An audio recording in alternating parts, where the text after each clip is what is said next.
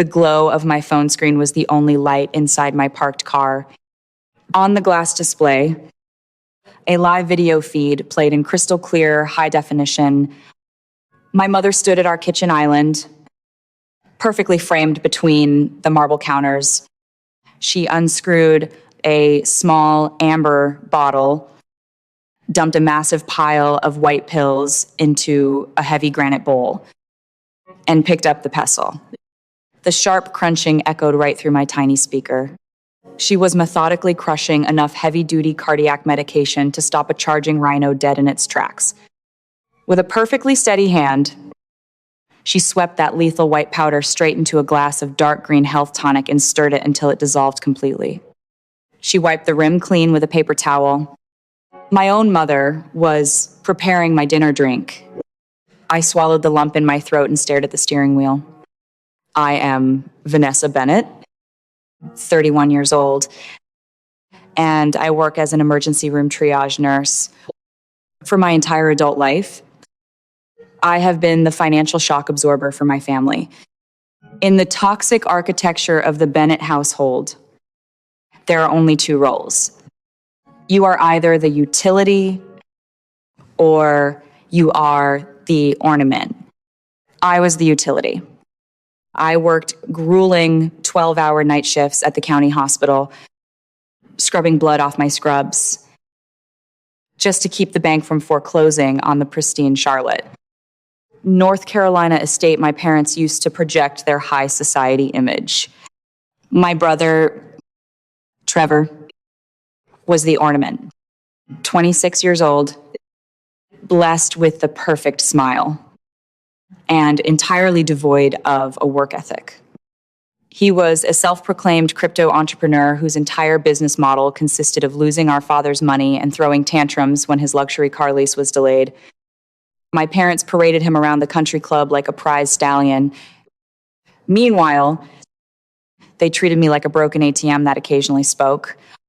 I always knew their love was conditional. I just never knew how strictly they calculated the math until 3 weeks ago.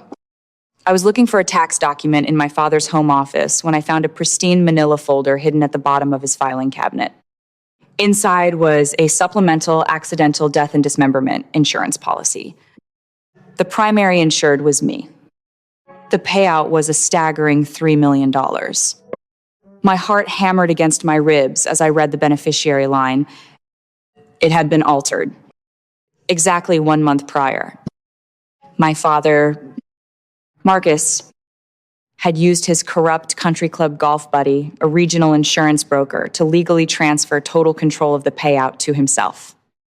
They didn't forge my signature on a new document, which would have triggered a medical exam.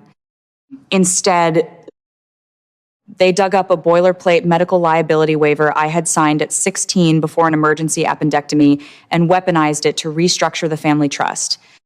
They placed a $3 million bounty on my head. I realized right then that in a narcissistic family, love is purely transactional. My depreciation value had finally exceeded my usefulness. They decided I was worth substantially more dead than alive. That discovery is why I hid a motion-activated, high-definition Wi-Fi camera disguised as an air purifier in our kitchen. I needed leverage. I needed to know their exact timeline.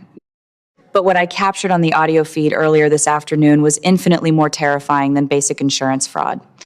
Through the encrypted feed, I watched my father pacing the kitchen floor, clutching a burner phone to his ear. The audio was crisp. The voice on the other end was cold, mechanical, and uncompromising. Trevor had not just lost money on crypto. My precious golden brother had racked up a $750,000 debt with a violent underground gambling syndicate. The debt was due Monday morning. The most horrifying part was the collateral. Trevor had forged my father's signature to leverage our family's Charlotte estate against the offshore ledger. If the syndicate did not get their money by Monday, they were going to seize the house, dismantle my father's wealth, and publicly destroy his country club reputation. To my father, Losing his social status was a fate far worse than death. Specifically, a fate worse than my death. I sat in my car and watched the footage of my mother grinding the pills. In the background of the video, perfectly visible through the archway, my father sat in his leather recliner. He did not beg her to stop. He did not mourn his daughter. He aimed the remote at the television and actively turned the volume up to drown out the sound of the pestle. He legally and morally co-signed my murder with his cowardly silence. I killed the engine of my car. I walked up the driveway, unlocked the front door, and stepped into the dining room. The heavy oak table was set perfectly. My mother slid the dark green health tonic across the polished wood. The condensation froze against my fingertips. I looked across the table at Trevor. He was scrolling on his phone, entirely oblivious to the lethal debt hanging over his head. Wearing a designer polo shirt that I indirectly paid for when I covered last month's mortgage. I knew his psychological triggers. I knew his infantile, raging entitlement. If I refused the drink, my parents would know I suspected something. If I confronted them without a confession, they would deny it. And the police would dismiss it as a family dispute. I needed an undeniable physical delivery of the weapon. I pulled the crystal glass close to my chest. I wrapped both hands around it, adopting the posture of a selfish, hoarding older sister. I looked right at Trevor and smirked. Mom finally bought the exclusive luxury commodity just for me. I said, pitching my voice to sound exactly as arrogant as he usually was. This organic blend is incredibly expensive. Don't even ask for a sip. Trevor's eyes snapped up from his phone. His jaw tightened. I watched his fragile ego shatter in real time. He could not stand the idea of me possessing something he was denied. In his twisted mind, any luxury item placed in my hands rightfully belonged to him. You act like you own this house just because you pay a few bills. Trevor spat, his face flushing with childish rage. He pushed his chair back, stood up, and aggressively reached across the centerpiece. That belongs to the family. Trevor, sit down immediately, my mother shrieked. Her pristine suburban facade completely evaporated. Her voice cracked with genuine, high-pitched maternal terror. She lunged across the dinner plates, her hand extending wildly to slap the crystal glass away from his fingers. She never made contact. Beneath the white linen tablecloth, my father's massive hand shot out. He violently clamped his fingers around my mother's wrist, pinning her arm to the table with bone-crushing force. She gasped. Freezing, mid-lunge, a silent, terrifying dialogue passed between my parents in that fraction of a second. My father's rigid face delivered the cold, uncompromising math. If Trevor survives tonight, the syndicate takes the estate on Monday. We lose the house. We lose the money. We lose our freedom. Let him drink it. We need a body to trigger the policy. He was actively sacrificing his golden child to save his own skin. Trevor, completely blind to the silent assault happening 3 feet away, snatched the glass from my hands. He glared at me with a deeply smug, triumphant smile and swallowed a massive mouthful of the dark green liquid. I sat back in my chair. The room fell entirely silent, save for the ticking of the grandfather clock in the hallway. I kept my resting heart rate perfectly steady.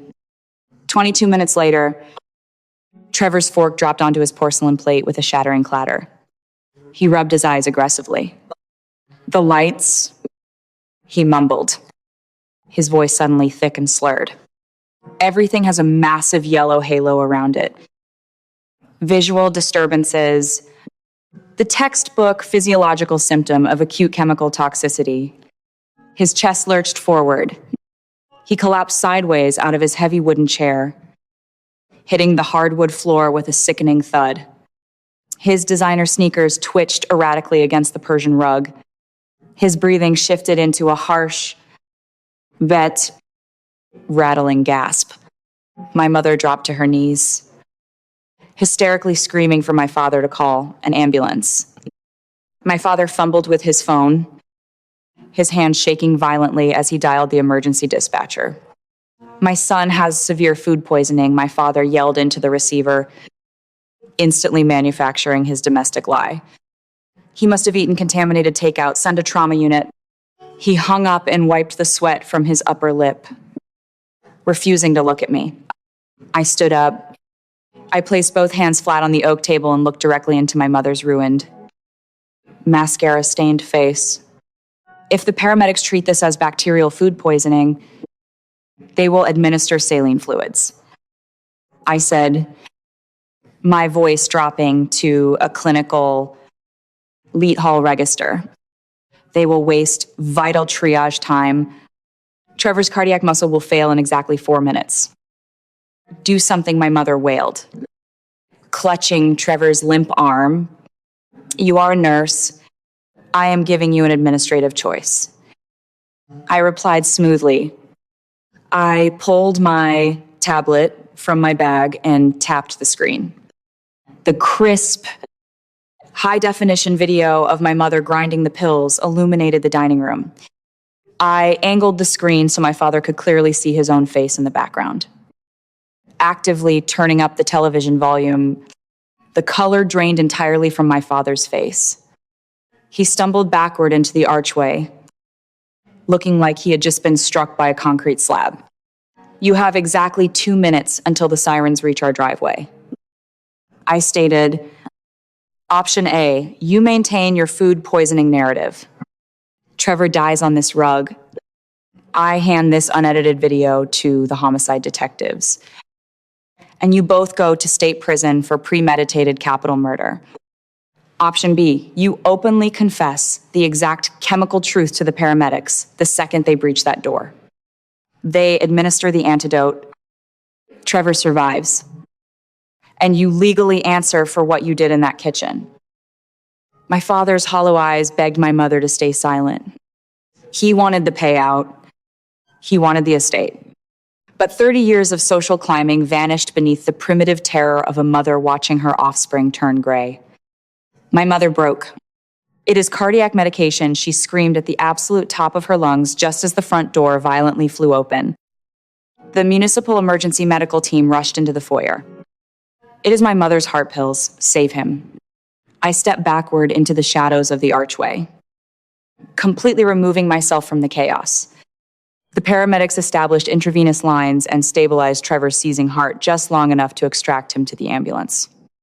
2 uniformed police officers remained in the dining room, securing the scene. My parents were placed in handcuffs. I handed a backup flash drive to the senior officer, explicitly instructing him to review the timestamp where my father physically restrained my mother to prevent her from stopping the poisoning. They were booked, processed, and remarkably, my father managed to post a massive cash bail the following morning. The nightmare should have been over.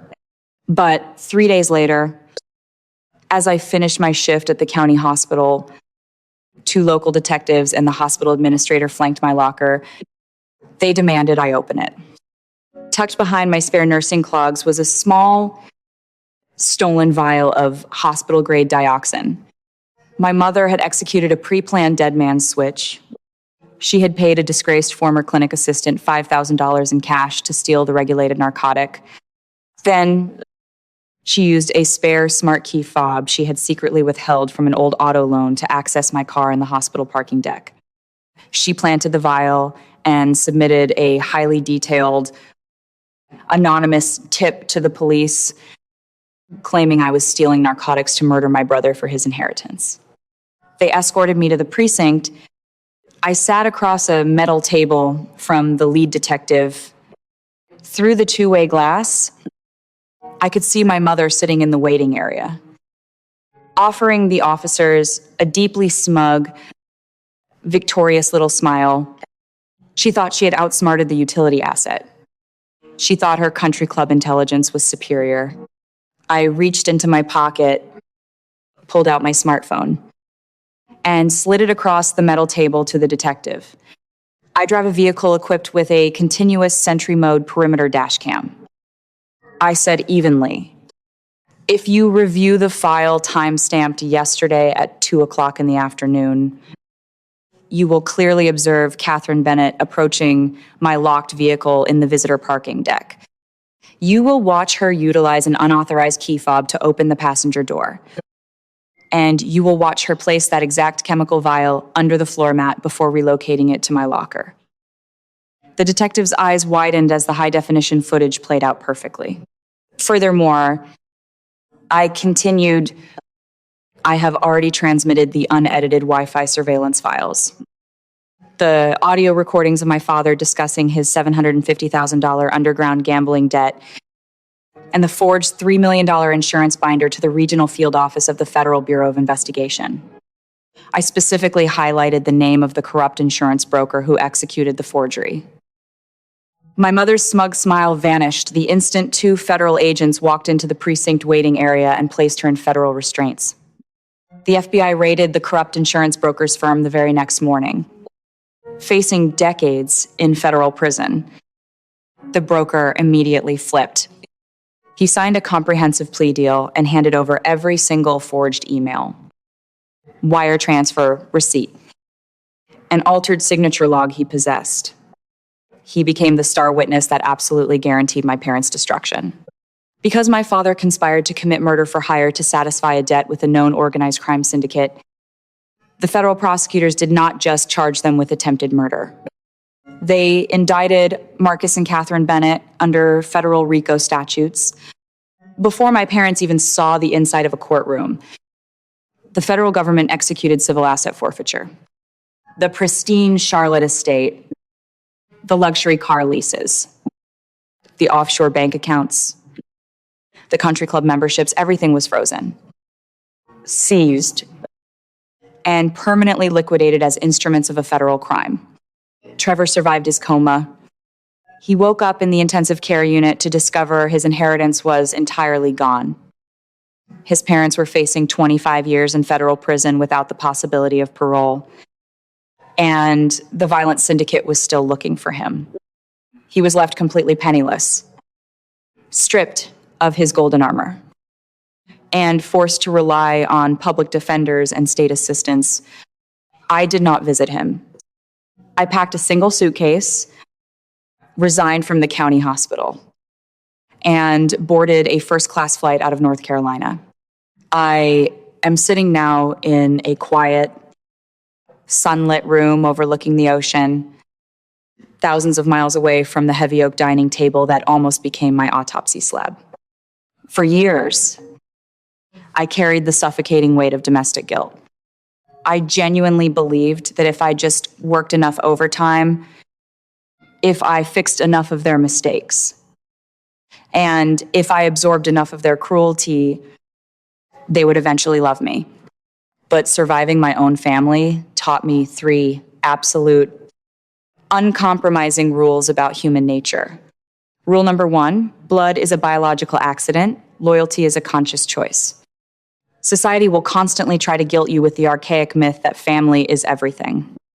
They will tell you to forgive the unforgivable because you share a last name. But DNA does not prevent toxic people from selling your soul to save their own skin. If the people who share your genetics treat you like a disposable asset, you have the absolute legal and moral right to dispose of them. Rule number 2, you cannot outlove a parasite. Narcissists do not view your empathy as a gift. They view it as a weakness to be exploited. Giving more money, more time, or more emotional labor to an emotional black hole will not fix them. It will only result in your total destruction. They do not hate you because you are flawed. They hate you because you stopped being an obedient, silent appliance. Rule number 3, true revenge isn't screaming, it is systemic. The greatest act of retaliation you will ever execute does not require throwing plates, screaming in a living room, or begging for closure they will never provide. Real justice is quiet. It is securing your receipts. It is walking away in total silence, taking your resources, your energy, and your future with you, and letting their own unyielding toxicity consume them in the dark. If you are sitting out there today, exhausting your own physical and mental health to protect family members who would not hesitate to throw you to the wolves, I want you to ask yourself one profoundly serious question. Are you a cherished member of a family? Or are you just a utility asset waiting for your depreciation date? It is time to unplug the machine. Drop your stories in the comments below. I read every single one of them. And please, hit that subscribe button to ensure you never miss the next chapter of this journey. Protect your peace. Secure your receipts. And never apologize for surviving. Let's take a deep breath. I know exactly what you are screaming at the screen right now. You are asking, why on earth did she keep paying their mortgage for so long? Or how could a highly educated emergency room nurse let herself be used as an automated teller machine for a family that clearly despised her? It is incredibly easy to judge from the outside looking in. But Vanessa was not stupid. And she was not weak. She was trapped in something psychologists call intermittent reinforcement. I like to call it the slot machine effect. In a highly toxic family dynamic, the abusers do not treat you terribly 100% of the time. If they did, you would leave immediately. Instead, every once in a while, they give you a crumb of validation, a rare compliment, a brief moment of peace.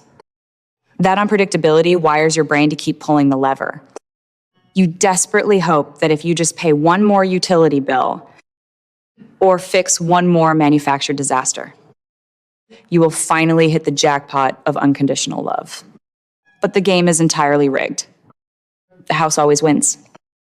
And in Vanessa's case, the house was willing to cash out her actual life to save their country club status.